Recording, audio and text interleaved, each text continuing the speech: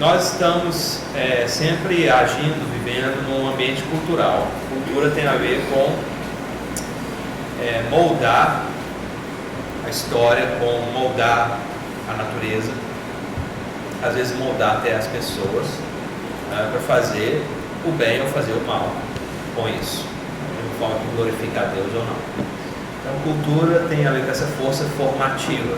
Nós, como imagem e semelhança de Deus, tendemos a exercer. Ele sendo criador e nós imitando um pouco esses atos criadores de Deus com nossos atos criativos. Nós não criamos a partir do nada, mas nós moldamos aquilo que nos é legado, com coisas concretas, como um púlpito de madeira, música, casas, poesia, ou mesmo trabalhando a natureza para servir o próximo com soluções para problemas, estudando doenças, como curá-las, e assim por diante. Então, a cultura é bastante abrangente no sentido que eu tenho. Esse é o nosso segundo tópico, a cultura pensando na próxima geração também. É importante lembrar que algumas conquistas da manifestação cultural da fé reformada moldaram de fato vários aspectos da nossa civilização. Então, eu quero falar um pouco de coisas boas que as igrejas reformadas ou cristãos reformados fizeram, contribuíram para a cultura ocidental. E depois eu falo de alguns sintomas do declínio da cultura hoje, para levantar uma certa preocupação sobre qual rumo nós temos tomado, não querendo isentar as igrejas de terem também culpa nesse declínio. Então, Arthur Kahn, que pintou essa cena de neve, de gelo, ele pintava várias cenas assim, pintor do século XVII, cristão reformado, pintava pessoas simplesmente no seu dia a dia ali, como congelou tudo no inverno, elas estão se divertindo com patins, já tinha lâminas, ou estão comprando e vendendo na rua, tomando uma sopa quente para se aquecer. É uma ênfase no dia a dia e no realismo da cena, no movimento, na vida que tem ali atrás. E vocês provavelmente já ouviram falar de Rembrandt, foi também um pintor da chamada Era de Ouro holandesa, membro da Igreja Reformada. Não era um cristão sem defeitos, mas com a sua arte ele trouxe uma contribuição de muito impacto para a cultura ocidental. Aqui ele pinta exatamente um estudioso com seus materiais, seus telescópios, ele é um astrônomo. E reparem na proporção, na escada, na luz, o jogo entre luz e trevas, e a luz exatamente onde ele está estudando a natureza, a criação de Deus. Muito simbólico isso. Nós temos também artistas reformados hoje, que fazem arte moderna, mas com beleza.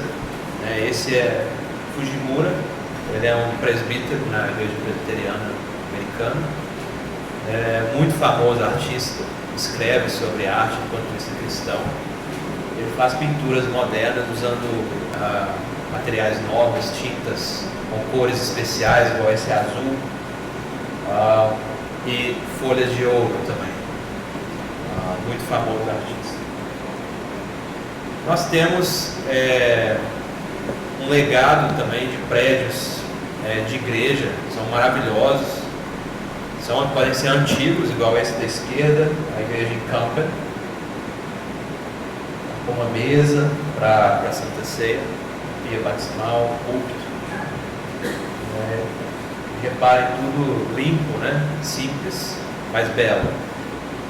Ou uma igreja moderna, igual essa de Barnefeld, um órgão moderno, lustre moderno, arquitetura moderna, mas com beleza, com proporção, com forma. Há arquitetos cristãos reformados pensando nisso, né? Um arquiteto reformado, ele coloca uma mesa aqui, ou várias mesas para a congregação poder se sentar durante o sacramento, coloca a pia batismal, coloca o púlpito num lugar de prominência, né? Ele pensa na acústica do prédio, porque o povo de Deus canta nos cultos, é importante a acústica, como vai soar para não embaralhar o som, não atrapalhar o canto. O prédio tem que ser projetado de uma forma que ajude o canto da igreja, os assentos, pensando na atividade litúrgica. Será que a maioria dos prédios de hoje em dia são bonitos assim? Existe boa arquitetura moderna, né, não retrógrada, não imitando coisa antiga, moderna, mas de bom gosto. Existe péssima arquitetura moderna. E existem situações de emergência em que não se pode pensar muito em beleza ou num prédio ser algo especial. Nós não acreditamos em templo, em solo consagrado, nada disso. O prédio, primariamente, ele tem que exercer uma função, ele tem que ser funcional, tem que ser prático, né? E depois, uma vez saindo de uma situação inicial de emergência, nós podemos pensar em detalhes, em beleza, em digamos, estilo. Aqui nós temos uma igreja anglicana reformada, bela, uma cidade feia, Londres. Isso no centro financeiro. Veja, esse prédio é horroroso. Esse prédio é um atentado contra a estética. Parece um foguete. Ali tem os escritórios mais ricos do mundo de mercado financeiro. Essa igreja, que existe por séculos, esse prédio aqui, o púlpito, as cadeiras, tem um órgão aqui em cima,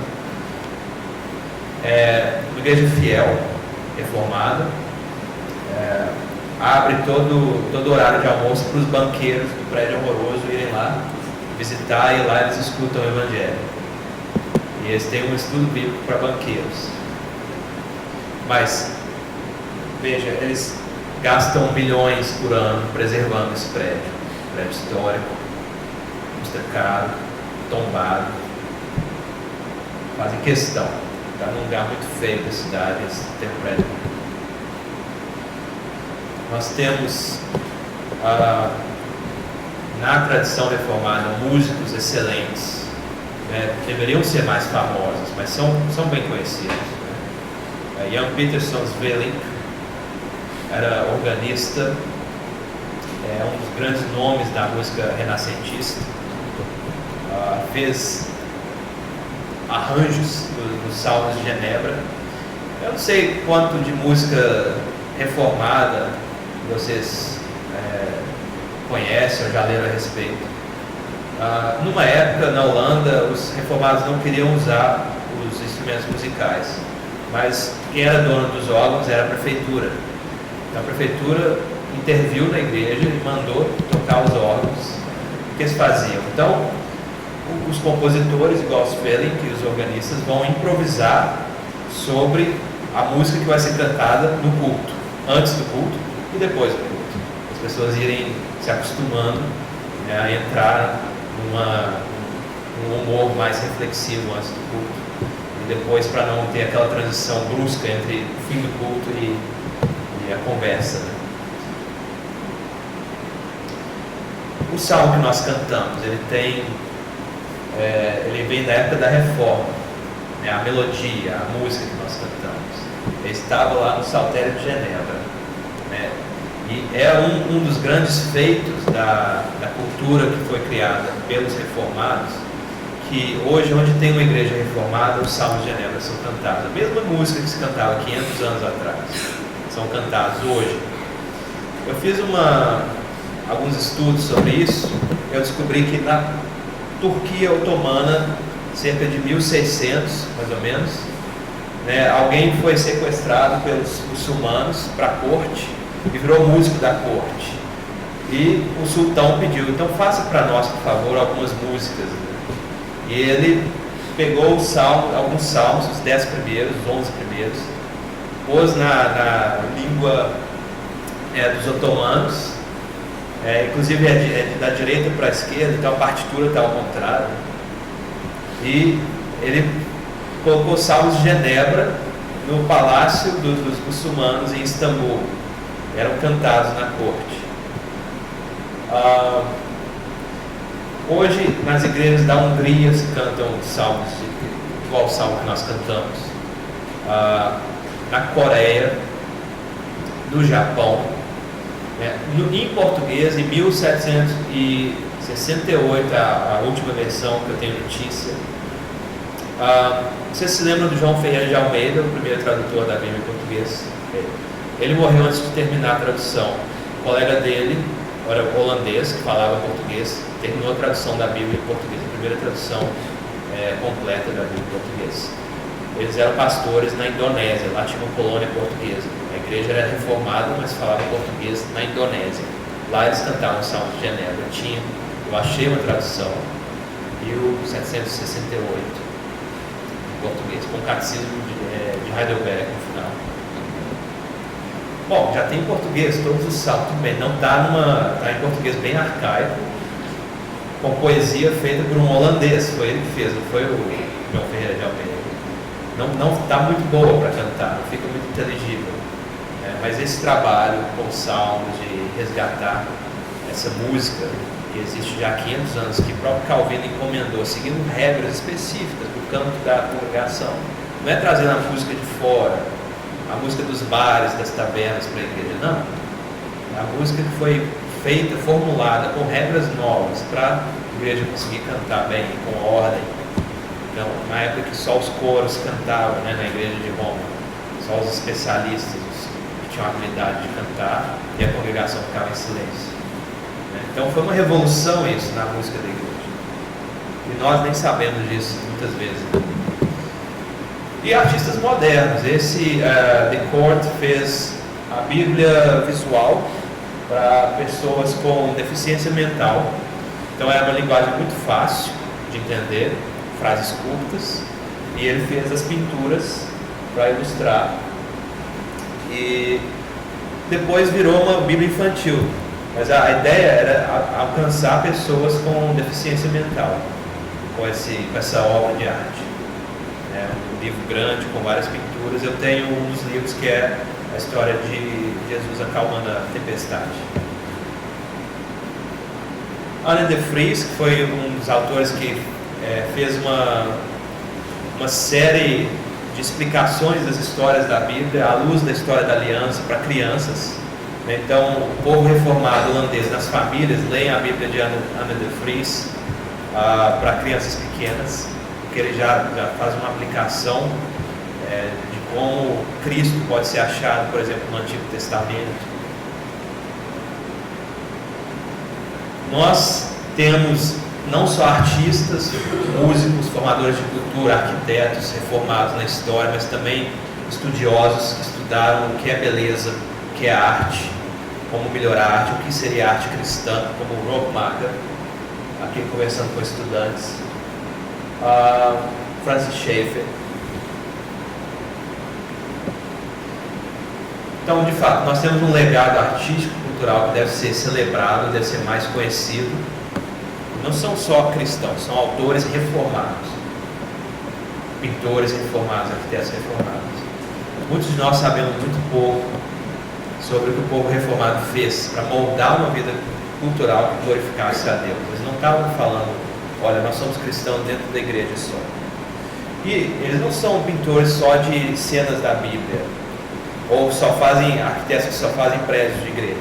Fazem muito mais que isso. Talvez por falta de conhecimento, ou talvez outros motivos, nós estejamos empobrecendo a nossa interação com a cultura hoje, ignorando o tipo de contribuição que foi feito, o tipo de legado que nós temos. Se nós não temos esse legado mais, nós estamos perdendo isso, como transmiti-lo para a próxima geração. Estamos perdendo, olha, foram reformados que fundaram a Universidade de Harvard. Hoje de cristão não tem nada. Reformados fundaram a Universidade de Princeton. De cristão não tem nada mais. a Universidade Livre de Amsterdã. Kuyper fundou a Universidade Livre. Lá, um dia, tudo era ensinado à luz da Bíblia. Tudo, direito, filosofia, biologia. Perdeu-se. Não é mais cristão. Muitas vezes é anticristão. Um professor de teologia lá, algumas décadas atrás, negava a Trindade. Mas não é só derrota, né? Então nós temos grandes líderes políticos do passado, da era presente. Ian Paisley, presbiteriano, muito importante na história da Irlanda do Norte. Patrick Henry, muito importante na história dos Estados Unidos, na época da independência dos Estados Unidos. No Brasil também, por exemplo, esse homem que na época dos anos 90 se tornou aos 39 anos o mais jovem ministro da República, presbiteriano, crente, hoje é diretor da Sociedade Bíblica do Brasil. Ou, por exemplo, esse senhor que eu conheci alguns anos atrás, Kenneth Kitchen, egiptólogo, estuda o Egito Antigo. Lembra desse museu que não existe mais, no Rio de Janeiro? Quem fez o catálogo de todas as múmias, todos os artefatos do Egito Antigo foi ele. Ele aprendeu português para traduzir os textos do Egito Antigo, porque um dia ele visitou o museu e viu que nenhum brasileiro tinha sido capaz de explicar o que estava ali corretamente. Ele falou assim: paga passagem, eu volto ano que vem, tendo aprendido português, para traduzir as coisas do Egito Antigo. Ele é crente, evangélico, reformado. É um dos poucos que defendem que Moisés escreveu os 5 primeiros livros da Bíblia hoje, com conhecimento de causa, porque ele é arqueólogo. Ele estudou, ele consegue fazer a defesa disso. Grandes filósofos, igual Paul Helm, outro arqueólogo, John Currit, presbiteriano, Paul Helm, anglicano reformado. Sean Rittenrow, presbiteriano, economista, escreveu um livro todo explicando a economia à luz da Bíblia. Toda a economia, um manual de economia. Ele dá aula usando o manual dele numa faculdade nos Estados Unidos. Nós temos intelectuais reformados no Brasil, mas poderiam ser mais. Poderíamos ter mais. Então, o que fazer para promover uma cultura cristã e reformada, para transmiti-la para a próxima geração? Eu trago hoje um lamento. Nós perdemos, nós nos esquecemos de algumas coisas que a comunidade reformada tem feito historicamente. Nós perdemos isso de vista, nós temos dificuldade em pensar o que nós vamos deixar para a próxima geração em termos de engajamento com a cultura. Uma cultura reformada se constrói em crítica à cultura atual. Lembra-se da antítese? Eu falei da antítese. 2 sistemas, um indo contra o outro. A crítica é importante. Uma cultura reformada se constrói com bússola das Sagradas Escrituras, e uma cultura reformada se constrói em diversas esferas da sociedade. Diversas. Por isso que eu falei música, artes visuais, falei de arquitetura, falei de intelectuais, estudiosos. Então, a crítica. Alguns problemas da cultura atual. Vejam, fora da igreja e dentro das igrejas tem problemas. Fora da igreja, nós temos uma perda de sentido, a ênfase no momento imediato. Os filmes que se mostram por aí mostram essa narrativa de vida sem sentido, de pessoas que fazem coisas impensáveis. Nesse ano eleitoral nós vimos muito isso.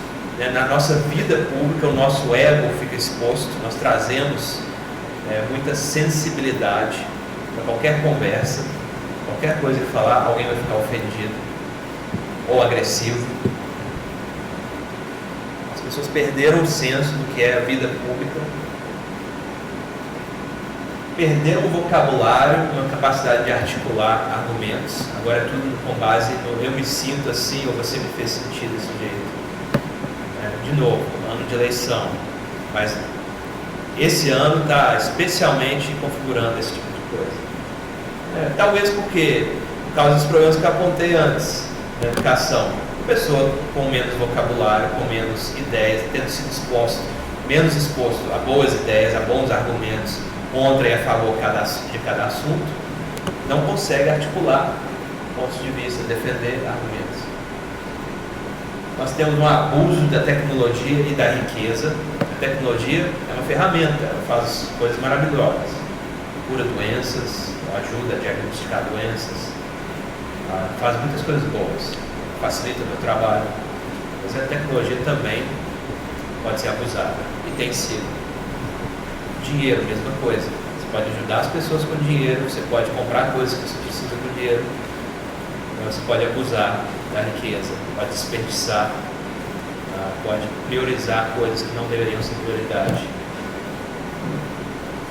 Culto ao corpo, culto à vida profissional. Eu acho que nunca se foi tanto em academia como nos nossos dias. Às vezes, de forma... Tudo bem, um pouco de exercício é bom, mas com essa pressão para ser bonito. Por quê? Porque suas fotos estão no Facebook, os outros vão olhar e vão criticar. E você vê que todo mundo é bonito, porque as fotos que eles colocam são boas, né? Não são fotos naturais, são boas. Se todo mundo é, também tem que ser, e eu fico me sentindo inferior. A taxa de suicídio entre jovens é muito alta. Muitas vezes por questões assim, de comparações. A vida de todos está exposta agora na internet. É muito fácil eu ver que está exposta só o lado feliz, né? Se todo mundo é feliz, eu não sou. Todo mundo está comendo uma comida boa, porque mostrou a foto na internet. Todo mundo está em forma, mostrou a melhor foto, escondeu as outras. Né? Mas nessa ilusão as pessoas ficam deprimidas a ponto de chegar ao suicídio. Agora, dentro das igrejas, podem ser outros problemas, mas existem. As igrejas estão pensando muito no lado pragmático, no que funciona. E às vezes isso toma um propósito no momento de emergência, no momento inicial de fazer as coisas, e acaba ficando permanente. Então, no começo ele começa com, sei lá, uma música bem simples, bem feinha e tal, só para ter algo que cantar, por exemplo. Não estou dizendo que é o caso, mas eu já vi lugares assim e isso vai ficando, né, sem nenhum plano para uma melhora, sem nenhum pensamento de nós temos que criar uma geração de bons músicos, crentes, reformados, que vão servir a igreja com o que eles fizerem. Por exemplo, tem um certo mito que se uma coisa é bonita ou feia, tanto faz. Tanto faz. No entanto, quando Deus cria todas as coisas, cada uma com seu propósito, Ele também cria a beleza, cria um potencial para a arte ser desenvolvida na criação. Há artistas na Bíblia que são comemorados, os nomes deles nós sabemos que fizeram, por exemplo, o tabernáculo, que usaram suas capacidades para fazer uma coisa bonita, não era indiferente, não era só porque precisava de ter um lugar. Existe uma certa intolerância ao mal feito, então, você errou agora, tudo bem. Para usar exemplo de música de novo, então o músico de igreja que não ensaia, que não quer melhorar, fica tudo por isso mesmo. Existe uma perda de ciência. Eu não estou dizendo essa igreja, tá? Mas nas igrejas evangélicas em geral, também várias que se dizem presbiterianas, reformadas, tem ocorrido uma perda de reverência. Eu fui numa igreja, não era IRB, em que a música era tão alta, mas tão alta, que parecia um concerto de rock and roll. De fato, o estilo da música era assim. Eu fui palestrar. Eu não conseguia me ouvir cantando. Eu olhei para trás, ninguém cantava, porque era tão alto que ninguém consegue cantar. As pessoas estavam ouvindo a música, elas sabiam a música, mexiam os lábios, mas ninguém cantava. Então, e a banda em evidência na frente, claro, com todos os problemas que isso traz. Então perdemos o senso de reverência litúrgica e mesmo extra-litúrgica, né? Agora, sai do exemplo da música, mas crentes que fazem piada, às vezes usando o nome de Deus, usando situações de igreja, fazendo brincadeiras. Falta de equilíbrio entre as esferas da vida. Existem motivos até bons para certas pessoas quererem fazer várias atividades na igreja ou trabalhar algumas horas a mais. Só que na nossa cultura, em geral, mas também na igreja, nós temos perdido o equilíbrio, que existem várias coisas na vida, vários chamados, cada um com sua própria missão, né, e que não é saudável ficar só numa coisa e tirar o tempo que nós teríamos que ter dedicado para as outras. Por exemplo, ficar muito tempo no trabalho tira o seu tempo de ficar mais em casa, em família. Ficar muito tempo na igreja é a mesma coisa. Existem coisas na igreja que não são opcionais, você tem que ir no culto. Outras coisas são. E talvez ir a todas as atividades pode ajudar em alguns aspectos da sua vida, mas pode atrapalhar outras coisas. Então é uma coisa que precisa ser pensada, tá? Essa coisa de hiperatividade que nós temos.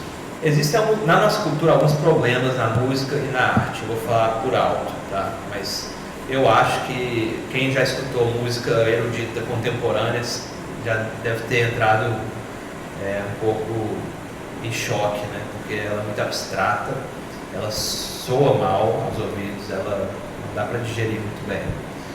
A música popular, ela está ficando, por outro lado, ela está ficando cada vez mais vulgar, bruta, não tem quase melodia nenhuma, é só ritmo, dança, violenta, então cada vez mais agressiva aos ouvidos, né? Aquela ideia de quase luta, quase que existe uma batalha, né?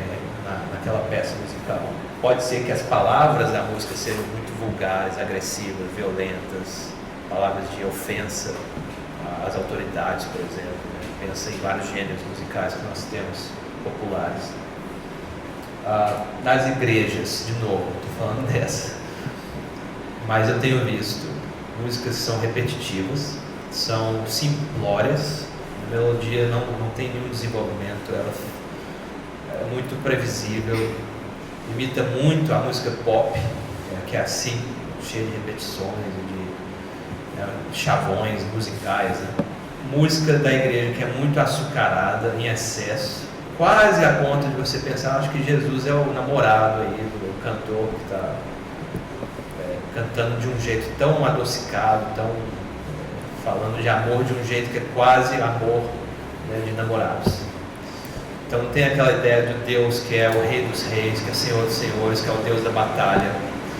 Não tem uma ideia, por exemplo, de contrição, confissão de pecados, de arrependimento. É só a ideia de que tudo é um mar de rosas, né, e você está apaixonado. Boa parte da música é também dançante, né? É difícil ir numa igreja hoje, tem uma música mais calma, as pessoas não estão cantando assim. Então, essa música, musicalmente falando, ela foi feita para causar esse efeito. O estilo musical é esse. E se nós não acreditamos em dança no culto, então por que nós estamos adotando esse estilo musical? Na arte, mesma coisa, né? Nós vemos toda hora na internet, usou a Lei Rouanet para financiar isso. Aí tem lá, nudez do Museu de Arte, né, para crianças. Daí para pior, né? Tem um quadro que é todo pintado, todo preto. Isso é uma obra de arte. Ou não tem nada, tem só a plaquinha falando, o artista, se chegar lá, não tem nada. Quanto que custa aquilo? 1 milhão.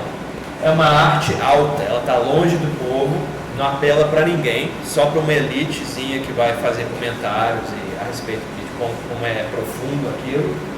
Ininteligível, não tem sentido. Cada um pode falar o que quiser sobre tudo. Disforme, relativista na interpretação e nos valores de beleza que ela traz. Já a baixa arte, aquela arte mais próxima de nós, muitas vezes falta refinamento. Vai numa feira de artesanato, tem coisas bonitas, mas a maior parte não tem mais aquele senso de que a pessoa sabe fazer aquela coisa. ela não tem a habilidade refinada de fazer aquilo mais.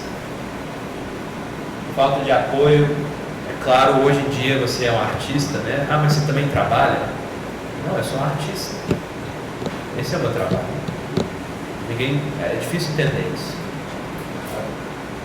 E, claro, muitos dos artistas não têm a capacidade técnica, porque nós não temos escolas que formam artistas mais, marcenaria, carpintaria, etc. Tudo isso seria bom para desenvolver as habilidades, mas isso é mal visto.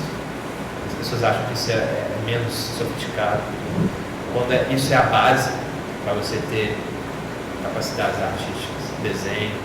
As escolas não ensinam mais isso porque não cai no vestibular.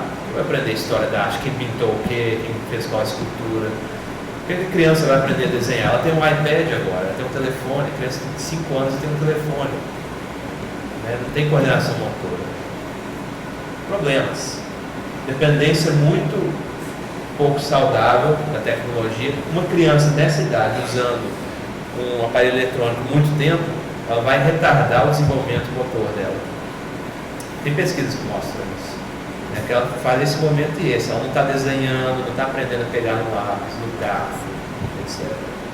E os adultos também não ajudam, né? Outras vezes eu mesmo já me peguei olhando o e-mail enquanto tinha meu filho, minha filha do meu lado querendo atenção, e o fato disso estar em cima, mesmo que eu não estivesse olhando, estar em cima, mostra que essa conversa que eu estou tendo com uma pessoa qualquer não é tão importante assim, porque na hora que isso chamar minha atenção, isso vai virar prioridade. Por que eu não coloco isso no bolso? Nós somos a primeira geração influenciada por isso. Nós temos que aprender, que pensar a lidar com isso, aprender a lidar com isso. E a próxima geração já vai crescer com isso desde a infância. E até agora muito pouca reflexão tem sido feita a respeito. E nós podemos nos entreter até a morte mesmo.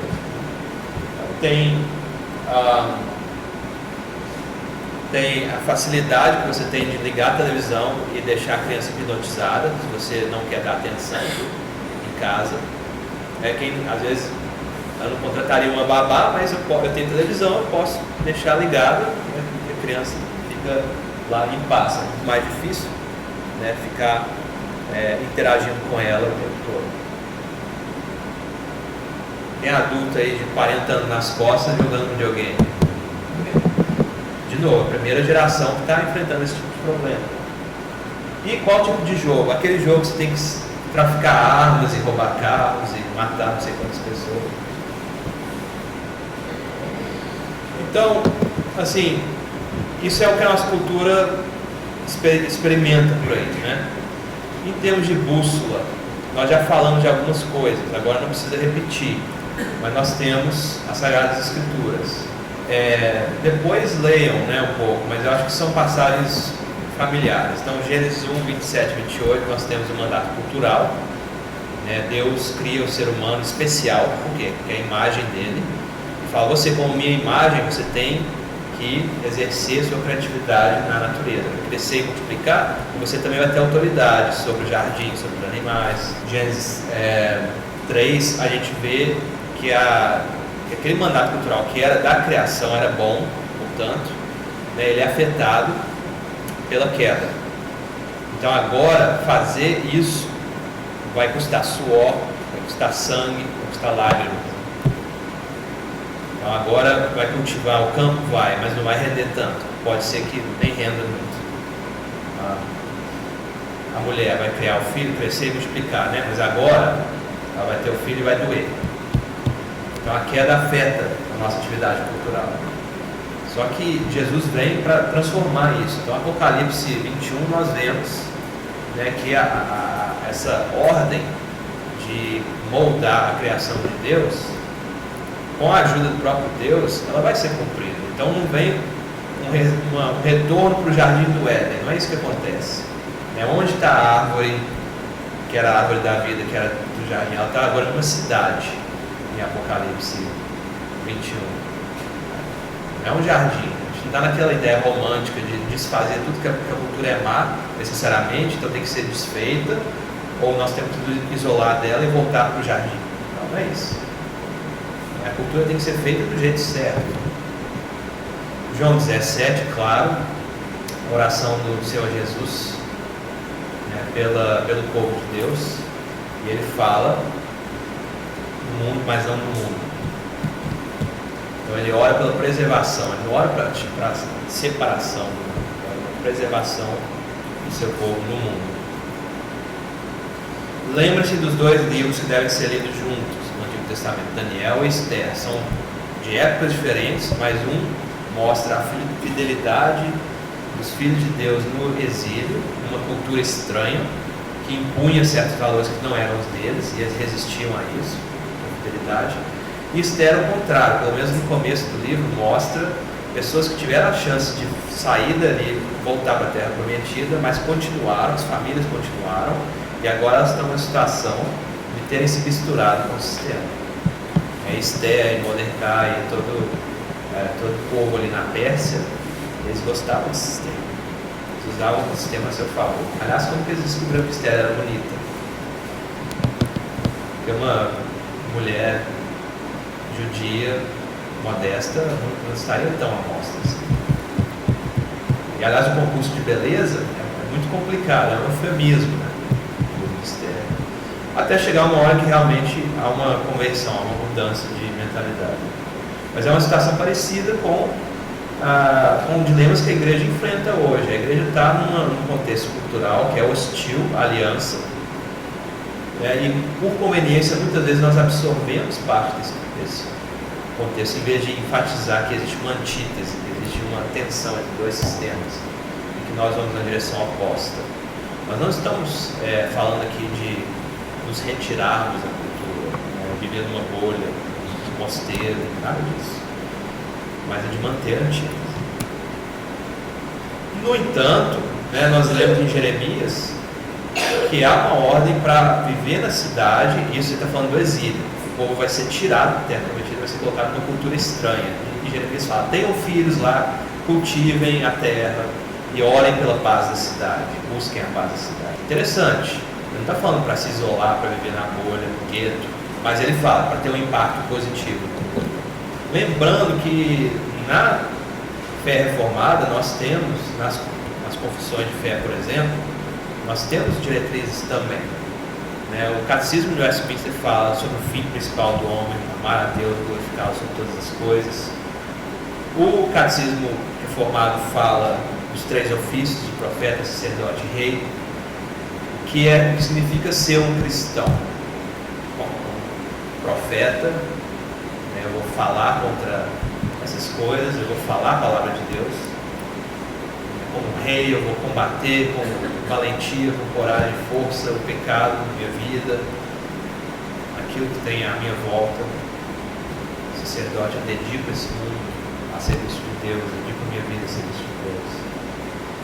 Os 10 mandamentos, por exemplo, nos falam sobre o uso do nosso dinheiro.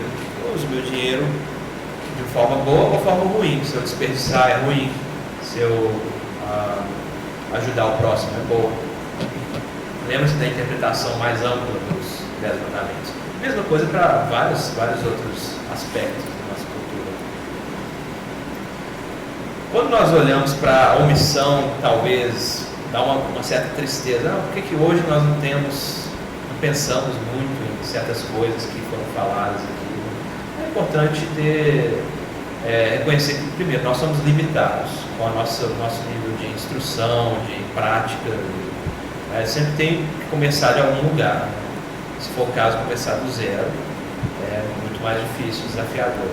É importante reconhecer isso, mas também chorar, pensar e agir. Agora, buscando pensar conforme princípios bíblicos e agir conforme esses princípios. No cristianismo nós temos várias abordagens. Tem, inclusive dentro da fé reformada, uma que é muito ousada, que é aquela que os reformados vão então transformar a cultura à sua volta. De novo, tudo que eu estou pedindo vamos lembrar da antítese e vamos lembrar que existe também um diálogo, que existe uma possibilidade de buscar um bem comum que não é só para nós crentes, mas também para a sociedade como um todo. Nós temos algo a trazer para a sociedade como um todo.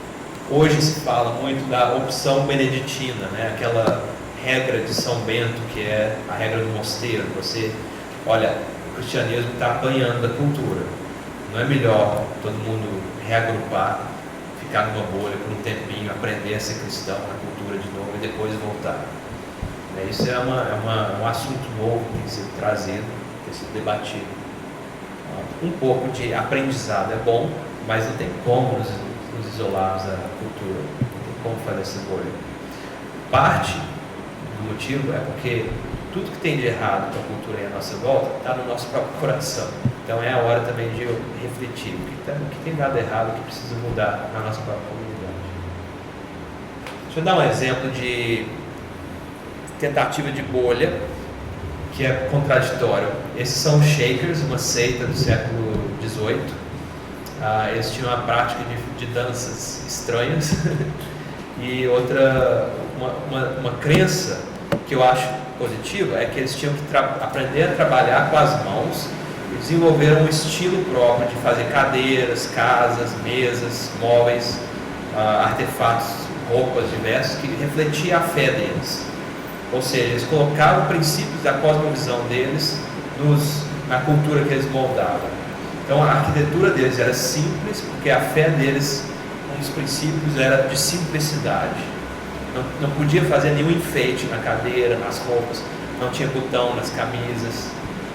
Eles pensaram muito profundamente a respeito de quais valores eles acreditam, para então moldar uma cultura à sua volta. É estranho, porque eles pregavam a separação da cultura. Eles estavam fazendo uma cultura alternativa.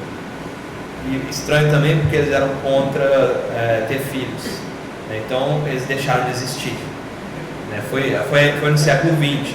Eles ganhavam adeptos de pessoas que entravam na comunidade, mas eles eram contra ter filhos. Então eles não cresceram e deixaram de existir. Existe um documentário muito bonito sobre a arte deles, as cadeiras que eles fabricavam, as casas que eles construíam. Algumas características, do nosso engajamento com a cultura. O foco tem que ser em fidelidade, não necessariamente em transformar. E se nós pensarmos que nós vamos transformar a cultura, transformar o Brasil, aí fica muito difícil de atingir esse objetivo. E é Deus que vai decidir se isso vai acontecer ou não. Mas o que é vontade dele revelada na palavra para nós é que nós sejamos santos porque ele é santo. Claro, quando existe um problema, uma falha, a disciplina eclesiástica está aí para ajudar a resolver. A instrução dos mais velhos na fé está aí para ajudar a resolver. Outro princípio, Deus criou várias esferas da vida. Cada uma tem seu próprio domínio e lógica. Lembra que eu falei do desequilíbrio dessas esferas? Muitas vezes a gente nem explora uma dessas esferas para a qual Deus nos chamou. Por exemplo, a da cultura, da arte. Então ela fica atrofiada, igual aquele braço que fica no gesso quando quebra, na hora que tira ele está fraquinho. Infelizmente. A necessidade de transformar como nós enxergamos isso é o primeiro passo. Antes de fazer, vamos tentar pensar como que deve ser a música cristã, os prédios que nós fazemos, se você é um arquiteto cristão, como que deve ser as roupas que você veste. Outra coisa, cada pessoa na sua vida ela tem vários papéis. Papel de um membro de uma família, papel de profissional, papel de alguém que escuta música ou lê livros. Então, para cada um desses papéis tem uma aplicação diferenciada. E parte da cultura é também parar de trabalhar, saber quando descansar. Para listar essas esferas, tem o do indivíduo, tem da família, tem da igreja, tem da escola, tem do governo civil. Aliás, a vida pública, o engajamento, não só com questões, não só no governo civil, mas questões políticas em geral, também é uma área que às vezes fica atrofiada. Só que na realidade nós temos que engajar, porque todos nós somos eleitores, por exemplo, por obrigação, inclusive, do nosso país. Então, quando tirou o gesso, ela está fraquinha, na hora de usar, às vezes pode dar errado, pode dar um problema. Não sabemos refletir de forma cristã sobre alguns desses assuntos. Só alguns princípios de governo civil, já que vem ao caso, por causa de amanhã. Então, o governo civil Um dos exemplos de esferas para as quais existem aplicações dos princípios que eu tenho falado. O governo civil deve ser limitado, a única autoridade absoluta que existe no mundo é Deus. Então, qualquer outra autoridade é relativa, dos pais da família é relativa, do maestro na orquestra é relativa, do professor na escola é relativa, e do governo civil no país é uma autoridade relativa, ela não pode ser absoluta, ela não pode ser autoridade máxima. E ela é relativa a qual autoridade? A das outras esferas. Então, a autoridade do governo termina quando começa do pai em casa, e a do pai em casa termina quando começa do governo. Se ele cometeu algum crime em casa, o governo tem o direito de intervir nisso. O governo é sempre uso de força. É uma coisa que o governo faz que as outras esferas não fazem. Então, esse uso tem que ser muito bem justificado. Existe um problema clássico se nós cristãos temos que pedir para o governo para impor uma moral cristã na sociedade. Quando, na verdade, talvez o mais produtivo seria que o evangelho transformasse a sociedade, as pessoas deixassem de querer fazer o mal. Talvez mais produtivo. Por outro lado, existe agressão, crime, homicídio, etc. E aí, nesse caso, não é questão nem de moralidade, é questão de justiça.